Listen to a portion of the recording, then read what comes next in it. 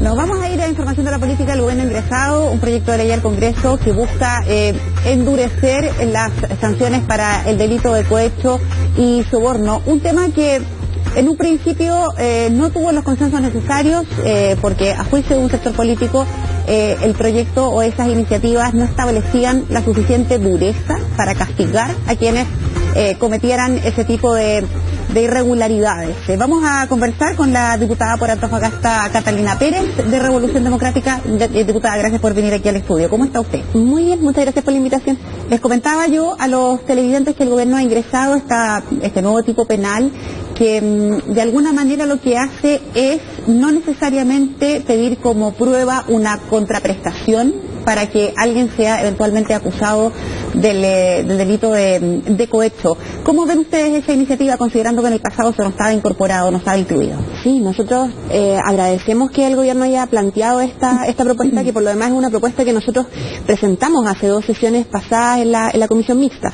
Lamentamos el tiempo sí que se perdió. Para contar un poco la historia de cómo ocurrió, nosotros presentamos una indicación en conjunto con algunos diputados, como el diputado Soto o el diputado Silver de oposición, justamente para buscar regular lo que se llama el cohecho sin contraprestación, que quiere decir que solamente por el hecho de recibir el funcionario público dineros de forma permanente, por ejemplo, ello puede ser inmediatamente sancionado, que de hecho es uno de los mayores problemas por los cuales hoy día el cohecho no es sancionado en Chile, porque lo que tiene que acreditarse actualmente es no solamente que te pasen dinero, sino también la contraprestación que tú efectúas con ese dinero, o sea, el favor que tú devuelves, y eso es muy difícil de probar. Entonces nosotros presentamos justamente una indicación para que no sea necesario probar esa contraprestación, sino que nos baste la sola entrega de dinero. En su minuto, los diputados y los parlamentarios en general de oficialismo se negaron a legislar respecto de esta indicación y fue necesario una semana de presión pública de organizaciones de la sociedad civil, de la ciudadanía, para que a una nueva presentación nuestra el gobierno finalmente accediera a discutirlo. Diputada, ¿qué atribuyen ustedes que haya ocurrido eso?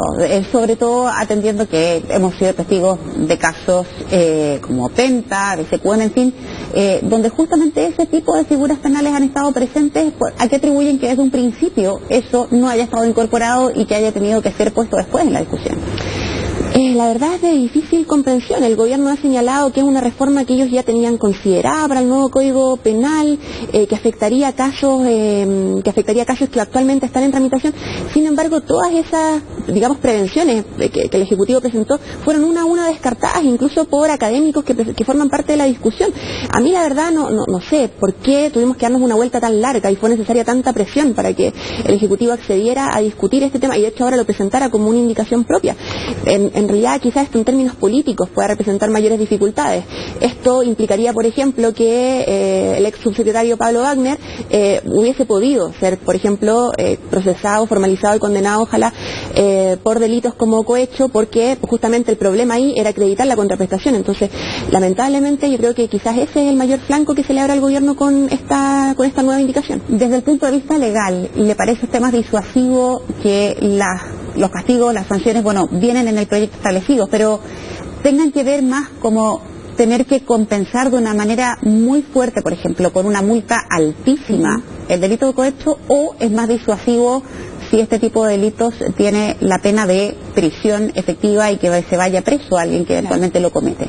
A nosotros nos gustaría que los delitos de cuello y corbata también tuviesen cárcel, que no solamente, los portonazos buscáramos sancionarlos con penas altas y con cárcel inmediata, que justamente son los delitos que comete lamentablemente la población más pobre de nuestro país, muchas veces está vinculado a las generaciones de situaciones de pobreza.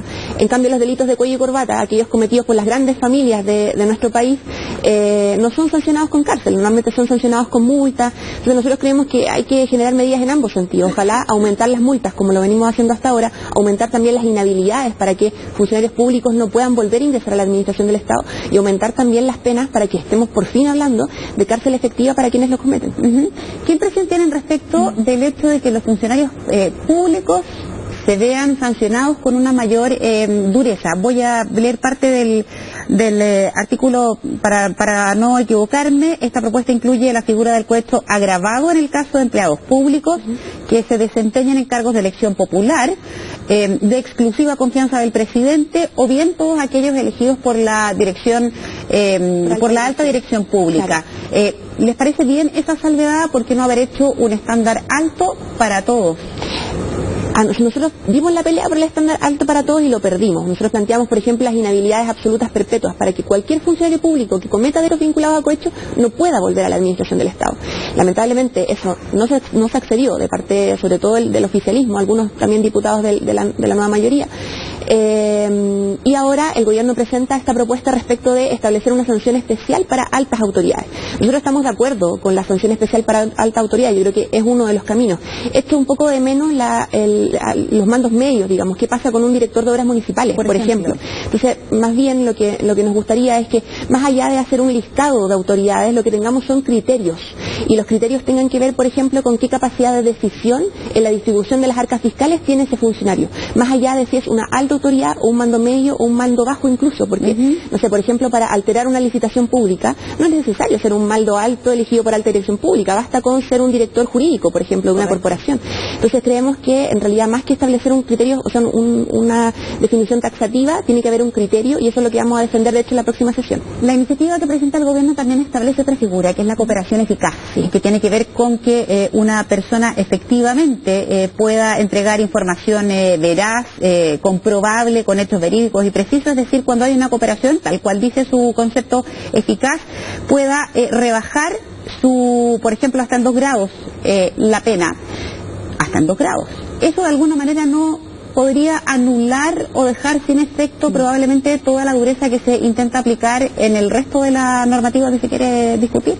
Sí, y la cooperación eficaz siempre presenta esas problemáticas, porque en el fondo hay 2 bienes que queremos proteger. Por un lado, que efectivamente se apliquen las sanciones, pero por otro lado es imposible aplicar la sanción, perseguir penalmente si hay pactos de silencio tan acabados al interior de la administración pública o al interior de corporaciones.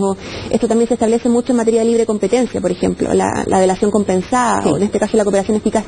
Entonces, lamentablemente en el tema de cómo buscamos romper estos pactos de silencio, la cooperación eficaz se abre como el único camino. Quizás podríamos buscar rebajar menos las penas, pero si tampoco ofreces algo atractivo para hacer la delación, digamos, para delatar, también queda sin efecto y lamentablemente en esos casos se nos cae la persecución penal y no podemos sancionar finalmente. Diputada, me queda muy poquito tiempo, pero ¿siente usted que así como está presentado este proyecto quedan todas las puertas cerradas, todos los actores que eventualmente podrían estar involucrados en este tipo de delitos penalmente cubiertos en la medida que establezca o que cometan este tipo de situaciones, o se cerraron las puertas pero hay ventanas que quedaron entreabiertas? Hay varias ventanas que quedaron entreabiertas y yo creo que hay que seguir cerrando. Por ejemplo, nos falta dar la discusión respecto de soborno. También nosotros que queremos que el soborno también sea un soborno sin contraprestación. Por el solo hecho de una empresa como Penta, Soquimich, Corpesca entregue dinero a funcionarios públicos, que también podamos sancionar. O por ejemplo las listas negras también a personas jurídicas.